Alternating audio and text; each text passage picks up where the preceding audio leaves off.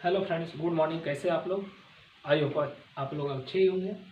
मैं अमित कुमार प्यारी फिर से आपके सामने एक बार। ठीक, जैसे कि पिछले क्लास में हम लोग स्टडी किए थे स्फेरिकल कैपेसिटर के बारे में और उस पर डिपेंड कुछ न्यूमेरिकल भी सॉल्व किए थे।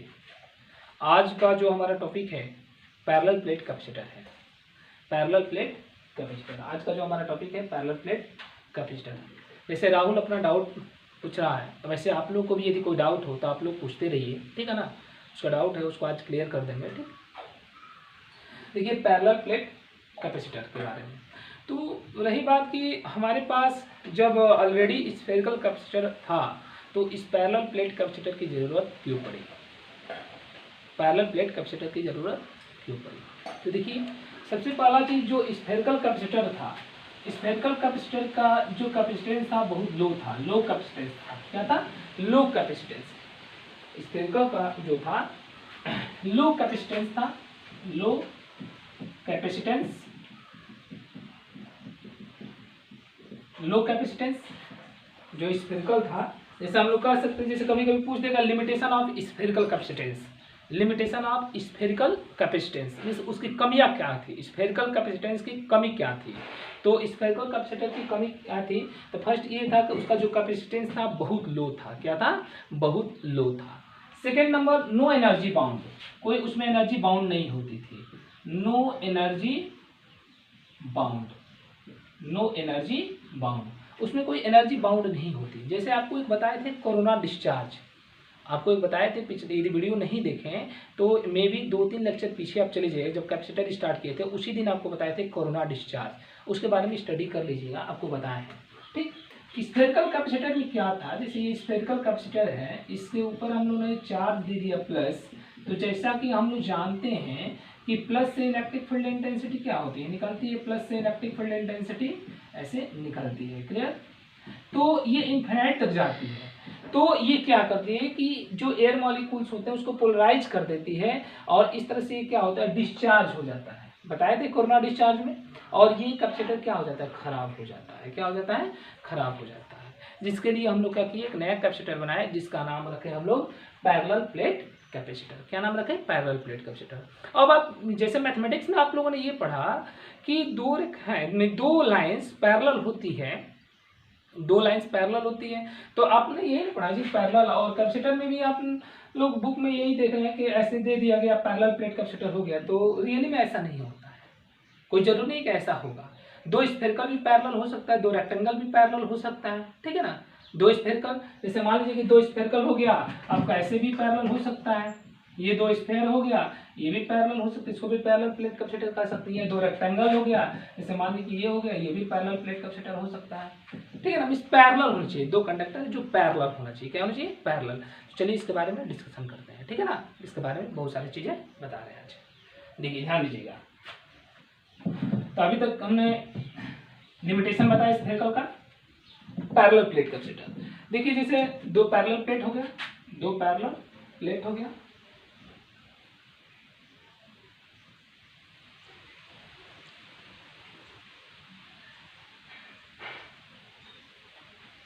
दो, इस पे हमने प्लस चार्ज दे दिया, प्लस चार्ज डिस्ट्रीब्यूट कर दिया, इस पे माइनस चार्ज डिस्ट्रीब्यूट कर दिया, ठीक है। ये प्लस क्यू हो गया और ये माइनस क्यू। इसका surface charge density plus sigma, इसका माइनस सिग्मा, इसका भी एरिया ए है और इसका भी एरिया क्या है? ए है। एरिया शुड बी सेम, इसके लिए इसका जो डिस्टेंस सेपरेशन है डी है। देखिए इसके लिए पैरेलल प्लेट कैपेसिटर के लिए दो चीजें होना कंपलसरी है। फर्स्ट ये है कि area should be same, area of plate should be same, should be same, area of plate should be same. Area of plate क्या होना चाहिए? सेम होना चाहिए। जो सेकंड पॉइंट है, सेकंड जो पॉइंट है इसमें, जो second point, plate should be infinitely long, plate should be infinitely long. अब आप यहाँ पे एक दिमाग में क्वेश्चन आ जाएगा कि sir infinitely long, infinitely long यहाँ पे एक आपके दिमाग में क्वेश्चन आ जाएगा कि सर प्लेट आपने लिखा था plate should be infinitely long, तो हमने तो इनफाइनाइट का मतलब ये पढ़ा कि जिसका कोई अंत ही ना हो। ये दिमाग में बात आ रही है ना कि सर यहाँ पे तो आप गलत बता दिए। गलत नहीं है बाबू। जैसे अर्थ है यदि हम लोग को यदि कोई बताए ना कि अर्थ स्फीयर में गोल है, तो हम लोग क्या समझेंगे? अर्थ क्या है? चपटा है, हम लोग यही समझेंगे ना। या ऐसे देखें तो अर्थ इनफाइनाइट तक है, अर्थ इनफाइनाइट तक है। अर्थ क्या समझेंगे? इनफाइनाइट तक है, तो इनफाइनाइट तो है नहीं, ये तो ऐसे क्या है, स्फीयर टाइप का है। वैसे ही जैसे ये जो स्फीयर है, ध्यान दीजिएगा, जो इसको हम लोग इनफाइनाइटली महसूस कराएंगे। इनफाइनाइट होता नहीं, इनफाइनाइटली क्या करेंगे? महसूस कराएंगे। जैसे दो स्फीयर हो गया, जैसे मान लीजिए कि ये पैरेलल प्लेट कैपेसिटर हो गया, ये दो पैरेलल प्लेट कैपेसिटर हो गया, और इसके बीच का डिस्टेंस बहुत कम कर दिया जाए। इसके बीच का डिस्टेंस यदि बहुत कम कर दिया जाए और बीच में एक चींटी को रख दिया जाए, तो चींटी तो ऊपर नीचे देखती रह जाएगी और समझेगी कि बहुत लंबा है, बहुत लंबा, इनफाइनाइटली उसको महसूस कराया जाता है। उसी को हम लोग कहते हैं इनफाइनाइट। क्या कहेंगे यहाँ पे? इनफाइनाइटली। वास्तव में ये इनफाइनाइट कुछ नहीं होता है। ठीक है, क्लियर है? वास्तव में इनफाइनाइट नहीं होता है। जैसे मान लीजिए कि यहाँ पे हम लोग रख दे रहे हैं, अब हम क्या अर्थ पे एक चींटी के समान है, यहाँ से देखते हैं तो लगता है कि इनफाइनाइट तक है। क्या इनफाइनाइट लेकिन है, उसका तो अंत है ना जी। तो वैसे ही ये जो कैपेसिटर है, इसके बीच का जो डिस्टेंस बहुत छोटा कर दिया जाए। बीच का डिस्टेंस क्या कर दिया जाए? बहुत छोटा कर दिया जाए। मीन्स कहने का मतलब कि d much less than a, जो d होगा उसके क्रॉस सेक्शनल एरिया से बहुत कम होगा, बहुत कम होगा। इसका क्रॉस सेक्शनल एरिया से b क्या होगा? बहुत कम होगा। तो इनफाइनाइटली महसूस होगा। कैसा महसूस होगा? कि ये प्लेट कैसा है? इनफाइनाइटली लॉन्ग है। क्लियर है? ये लाइंस क्लियर है ना? इनफाइनाइटली लॉन्ग में d very small in comparison to area of plate. इसका मतलब d is very small, d is very small to comparison in comparison in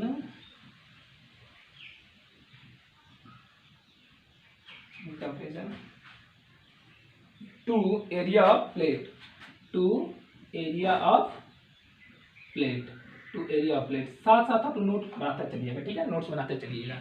area of plate, ये जो क्लियर है जी, ये दो चीज होना चाहिए। एरिया क्या होना चाहिए? सेम होना चाहिए। एरिया क्या होना चाहिए? सेम होना चाहिए। और जैसा कि हम लोग पढ़े हैं, थोड़ा सा इसका डेरिवेशन कर लिया जाए। इसके बीच जो इलेक्ट्रिक फील्ड होगा प्लस से माइनस की तरह, अब यहाँ पे देखिए एनर्जी बाउंड हो रहा है ना जी, इलेक्ट्रिक फील्ड। तो जैसा कि हम लोग गॉस लॉ में पढ़े थे कि इलेक्ट्रिक फील्ड क्या होता है? इलेक्ट्रिक फील्ड होता है किसी प्लेट, किसी इनफाइनाइटली लॉन्ग प्लेट के कारण जो इलेक्ट्रिक फील्ड होता है E equal to sigma upon 2 epsilon 0। कितना होता है? E equal to sigma upon, हम लोग गॉस लॉ में पढ़े थे कि E equal to sigma upon 2 epsilon not.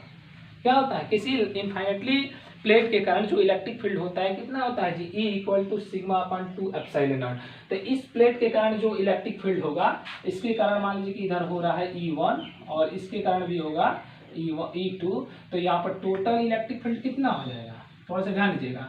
Total electric field कितना हो जाएगा जी? E नेट कितना हो जाएगा? E equal to E1 plus E2। Means E equal to हो जाएगा sigma upon 2 epsilon naught plus sigma upon 2 epsilon naught. Means ये हो जाएगा सिग्मा अपान एप्सिलॉन नॉट।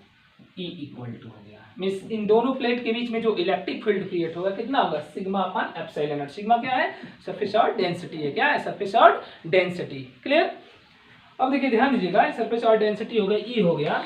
अब इन दोनों प्लेटों के बीच में potential difference between the plate, potential difference कितना होगा? Potential difference between the plates, इसके बीच में पोटेंशियल डिफरेंस, इन दोनों प्लेट के बीच में पोटेंशियल डिफरेंस कितना होगा? तो फॉर्मूला हम लोग जानते हैं कि V इक्वल टू होता है E इंटू डी। तो V इक्वल टू E की value sigma upon epsilon naught और ये D हो गया। कितना हो गया? Sigma upon epsilon not into d हो गया। और कैपेसिटेंस कितना होगा?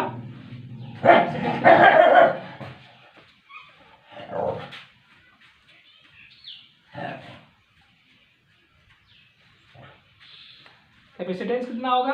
Capacitance of parallel plate, capacitance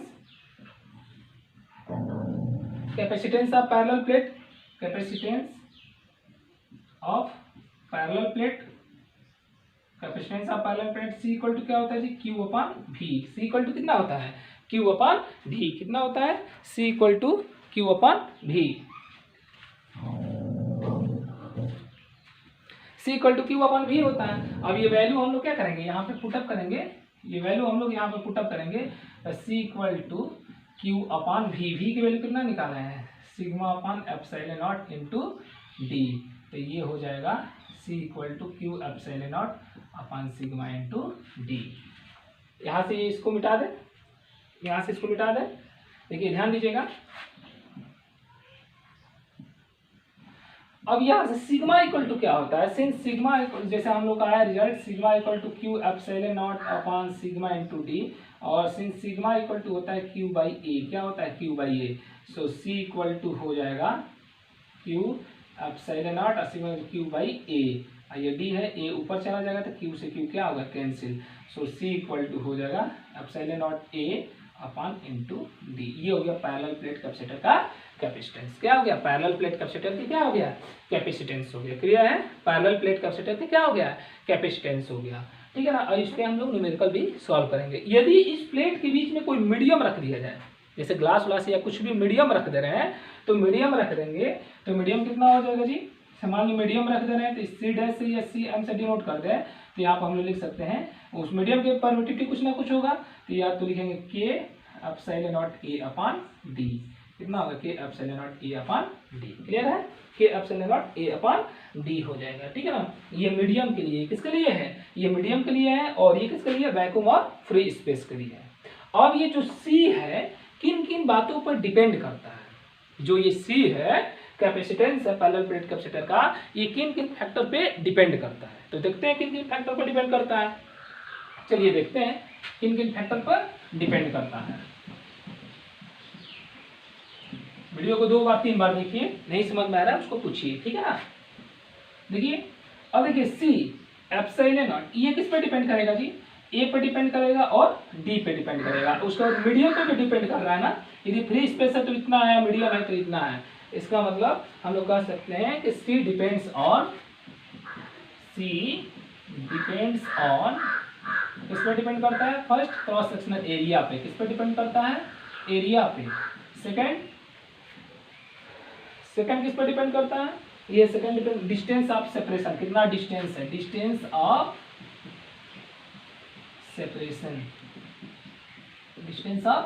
separation. और थर्ड किस पे डिपेंड करता है, मीडियम पे। किस पे डिपेंड करता है, मीडियम पे। इन 3 फैक्टर पे क्या करता है, ये डिपेंड करता है। ठीक है ना। फर्स्ट डिपेंड कर रहा है आपके एरिया पे, सेकंड डिपेंड कर रहा है डिस्टेंस ऑफ सेपरेशन पे, और थर्ड डिपेंड कर रहा है मीडियम पे डिपेंड कर रहा है। क्लियर है। अब देखिए ध्यान दीजिएगा, यदि एक यहाँ से एक नोट बता रहे हैं, थोड़ा सा ध्यान दीजिए, इसको नोट कर लिया आप लोग, इसको मिटा दें। देखिए इसको मिटा दे रहे हैं, है ना, इसको मिटा दे रहे हैं। देखिए इसको नोट कर लिख लीजिए, एग्जाम में पूछा भी गया है, ये बहुत इंपॉर्टेंट चीज है, एग्जाम में ये पूछा भी गया है, इसको नोट कर लीजिए। देखिए जैसा कि हम लोग पढ़े सी इक्वल टू हम लोग क्या पढ़े, फर्स्ट में ये पढ़े कि सी इक्वल टू के epsilon naught a upon D, किसी मीडियम के लिए ले रहे हैं। ठीक है ना। अब यदि डी को हम कम कर दे रहे हैं, डी को डिक्रीज कर दे रहे हैं, डी को बहुत छोटा कर दे रहे हैं, डी को छोटा कर, जैसा कि हम लोग जानते हैं यहाँ पे कि since C inversely proportional D, D की वैल्यू कम करेंगे तो सी की वैल्यू क्या होगी, बढ़ जाएगी। डी की वैल्यू कम करेंगे तो सी की वैल्यू क्या हो जाएगी, बढ़ जाएगी। तो यहाँ पे यदि डी को हम लोग लेस कर रहे हैं तो सी की वैल्यू क्या कर जाएगी, इंक्रीज कर जाएगी। क्या कर जाएगी, इंक्रीज कर जाएगी। मतलब बहुत कम कर देंगे तो सी की वैल्यू क्या हो जाएगी, बहुत अधिक हो जाएगी। सी की वैल्यू क्या हो जाएगी, बहुत अधिक हो जाएगी। तो एक यहाँ से एक और क्वेश्चन आता है कि यदि सर डी की वैल्यू हम लोग 0 कर दें, मीन्स एकदम दोनों प्लेट को आपस में चिपका दे, तो फिर क्या होगा। जो डी की वैल्यू हम लोग एकदम 0 कर, जैसे 2 प्लेट है, दोनों प्लेट को आपस में, जैसे ये 2 प्लेट हो गया और दोनों प्लेट को आपस में ऐसे चिपका दे रहे हैं, तो फिर क्या होगा, ऐसा दिमाग में क्वेश्चन आ सकता है। तो यदि ऐसा कीजिएगा मत, यदि हम लोग डी को 0 कर दे रहे हैं तो डी को 0 कर देंगे तो सी की वैल्यू क्या हो जाएगी, यहाँ से जब डी को हम लोग 0 करेंगे तो सी की वैल्यू क्या हो जाएगी। हम लोग जानते हैं 0 से जब किसी नंबर में 0 से डिवाइड करने पे इनफाइनाइट आएगा, इनफाइनाइट हो जाएगा। क्या हो जाएगा, इनफाइनाइट हो जाएगा। सी की वैल्यू क्या हो जाएगी, इनफाइनाइट हो जाएगी। और हम लोग ये भी जानते हैं कि की वैल्यू इन्फिनाइट किसके लिए होती है? फॉर मेटल के लिए होती है। किसके लिए? मेटल के लिए। इसका मतलब ये कैसा बिहेव करने लगेगा? मेटल की तरफ बिहेव करने लगेगा। कैसे करने लगेगा? It will behave like conductor, then it will behave like conductor,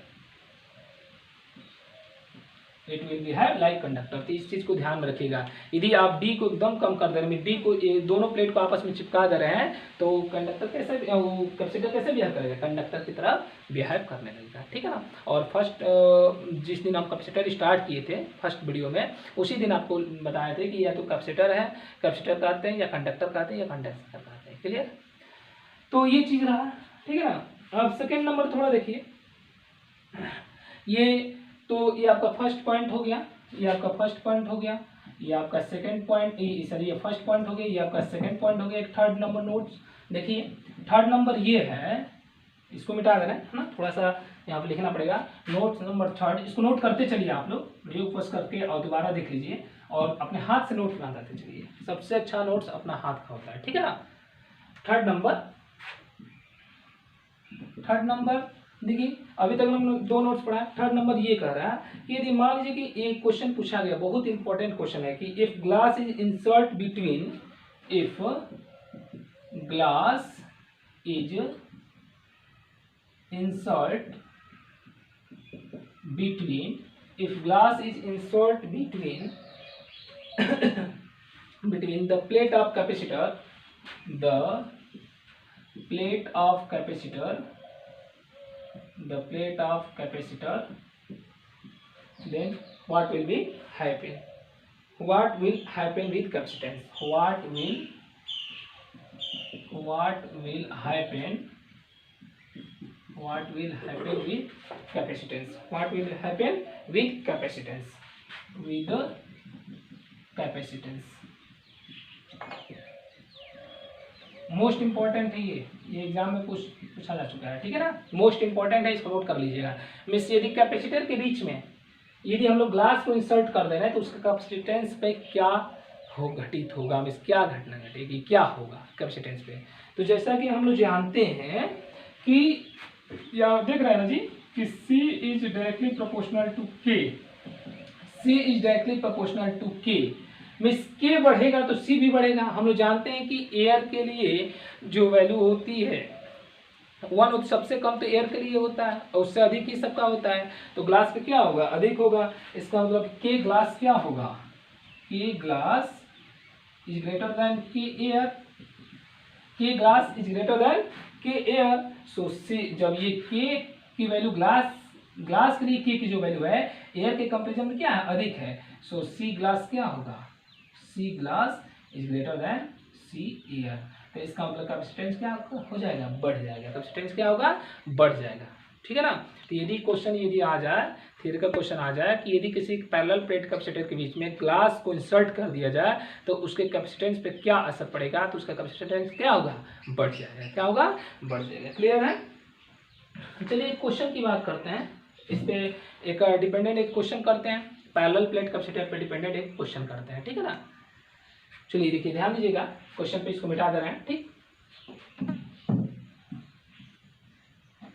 question ये है,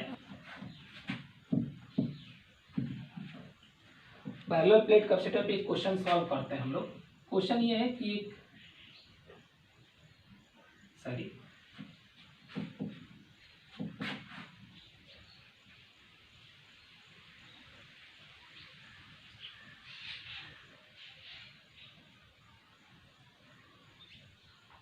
ठीक है, ये पैरेलल प्लेट कैपेसिटर है, इस पे चार्ज है प्लस क्यू और इस पे चार्ज है माइनस क्यू।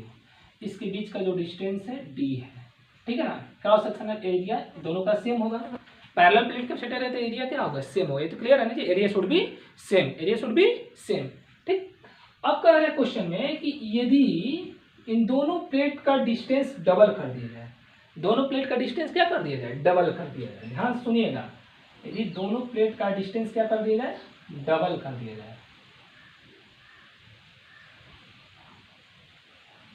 क्वेश्चन को ध्यान से देखिए, दोनों प्लेट का डिस्टेंस क्या कर दिया जाए?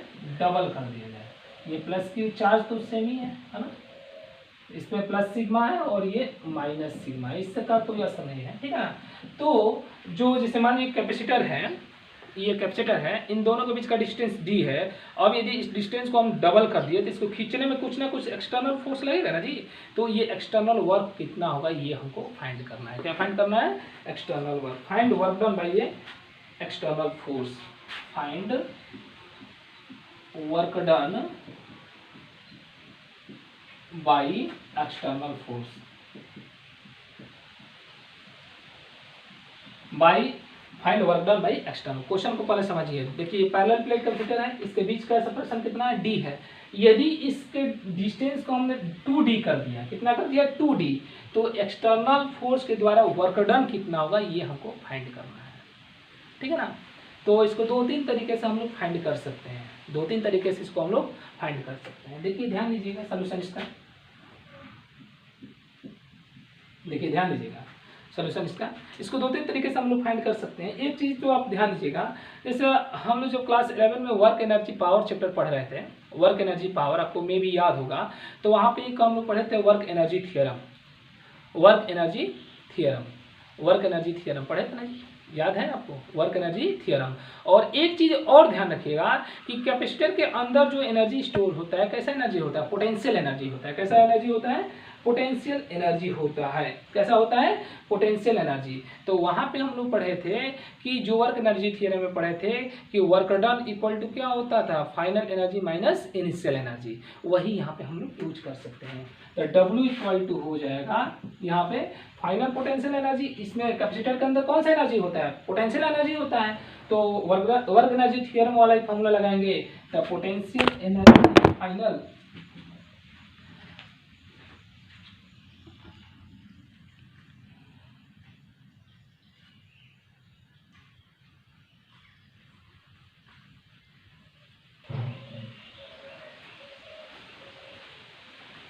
सॉरी थोड़ा सा प्रॉब्लम आ गई थी, कैमरा गिर गया था। चलिए देखते हैं आगे। तो potential energy final, potential energy final minus potential energy initial, initial, ठीक है ना। तो potential energy, potential energy, potential energy कितना होता है जी? पोटेंशियल एनर्जी हम लोग पढ़े हैं, पोटेंशियल एनर्जी हमने बताया था आपको U equal to half c v square, half c v square. 3 formula बताए थे, एक होता है हाफ सी वी स्क्वायर भी होता है और एक हाफ यहाँ पर कितना लिख सकते हैं हम लोग, हाफ सी वी स्क्वायर, और 2 फॉर्मूला लिखा half q square by c half v square. तो देखिए ध्यान दीजिएगा, W equal to potential energy final minus potential energy initial. तो यहाँ पे जब हम निकालेंगे, और C इक्वल टू कितना होता है? C इक्वल टू कितना होता है? C इक्वल टू अभी लिखे A epsilon 0 upon D, A epsilon naught upon D कितना होता है? A epsilon naught upon D। और एक Q के टर्म में हम लोग लिखे थे पोटेंशियल एनर्जी, इसके 3 पोटेंशियल एनर्जी लिखे थे, एक हाफ सी वी स्क्वायर और एक लिखे थे 1/2 Q स्क्वायर बाई C, और एक लिखे थे 1/2 Q into v, 1/2 Q into v. तो देखिए हमारे पास क्या है? Q है, तो ये वाला फॉर्मूला यूज करेंगे। तो चलिए यहाँ पर फाइनल, फाइनल में कितना डिस्टेंस है? 2d है। कितना है? 2d। तो W इक्वल टू हो जाएगा, कितना हो जाएगा? हाफ Q स्क्वायर, तो 1/2 Q स्क्वायर बाई C। तो फाइनल C कितना हो जाएगा जी? C फाइनल कितना हो गया? A epsilon naught upon 2d हो जाएगा, और C इनिशियल कितना हो जाएगा? A epsilon naught upon D हो जाएगा। यहाँ से कितना हो जाएगा? Q स्क्वायर है ना अपॉन C, तो C फाइनल कितना होगा? A epsilon naught upon 2d minus 1/2 Q square upon answer कितना होगा? A epsilon naught upon D। जब इसको हम लोग सॉल्व करेंगे, जब इसको हम लोग सॉल्व करेंगे तो हमारा जो रिजल्ट आएगा, जब इसको हम लोग सॉल्व करेंगे तो यहाँ से कॉमन क्या कर सकते हैं? ध्यान दीजिएगा, W equal to 1/2 Q square D upon A epsilon naught common करेंगे, यहाँ से मिलेगा 2, आइए -1 कितना? 1 में W इक्वल टू हो जाएगा 1/2 Q square D upon A epsilon not. ये हो गया हमारा वर्क डन। क्या हो गया? वर्क डन हो गया। क्लियर है? ये हमारा क्या हो गया? वर्क डन हो गया। क्या हो गया? वर्क डन हो गया। क्लियर? अब यदि यहाँ से पूछ दे कि फोर्स कितना होगा, तो यदि फोर्स कहेगा तो फोर्स इक्वल टू क्या होता है, Q इंटू ई, उसके हेल्प से हम लोग निकाल सकते हैं। ठीक है ना। तो आज के लिए इतना ही जाने देते हैं, अगले वीडियो में हम लोग पढ़ेंगे parallel combination of capacitance, combination of capacitor. ठीक है ना। तो आज के लिए इतना ही जाना देते हैं, बाकी कल पढ़ेंगे। ठीक है, धन्यवाद।